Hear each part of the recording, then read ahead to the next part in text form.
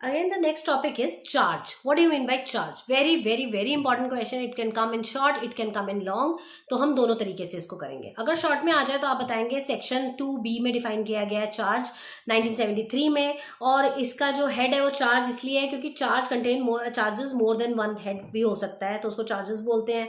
It accused made against person in respect of offense. किसी ने कोई offense किया, उसके पर इन्वेस्टिगेशन हुई, इंक्वायरी हुई, ट्रायल हुआ, ट्रायल होने के बाद उसको चार्ज बताया जाता है कि तुम्हारे पर क्या क्या चार्जेस लगे हैं.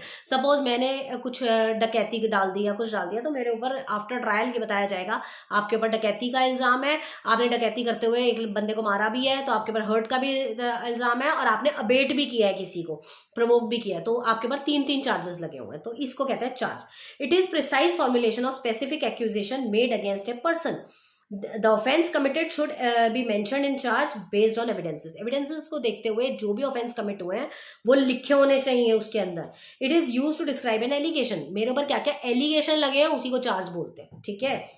When court do examination if police report and after hearing both the parties, जो कोर्ट को लगता है कि ये काम इसने किया है, ये एलिगेशन के ऊपर लगाने चाहिए, उसको चार्ज बोलते हैं. The accused has right to be informed of charges against him so that he can prepare defense. Accused को पता होना चाहिए कि मेरे ऊपर क्या चार्जेस लगे हैं, तभी तो वो अपना डिफेंस तैयार करेगा. उसको भी तो मौका मिलना चाहिए अपना डिफेंस तैयार करने के लिए. तो स्पेसिफिक और एक्यूरेटली और क्लियरली उसको बताना चाहिए उसके ऊपर क्या चार्जेस फ्रेम हुए हैं. And it should be transparent, done promptly, it should meet all legal standard, सारे लीगल स्टैंडर्ड्स को पूरा करे वो. And it should contain time place person manner, सब कुछ उसमें मेंशन होना चाहिए चार्ज के अंदर.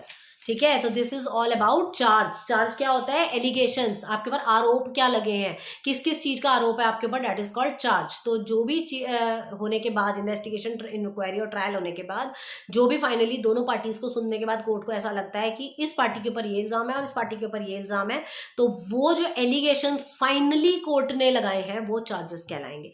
बिफोर ट्रायल ये एलिगेशंस होते हैं, मगर ट्रायल हो जाने के बाद वही एलिगेशन चार्जेस में बदल जाते हैं जिनके ऊपर उसको पनिशमेंट होगी.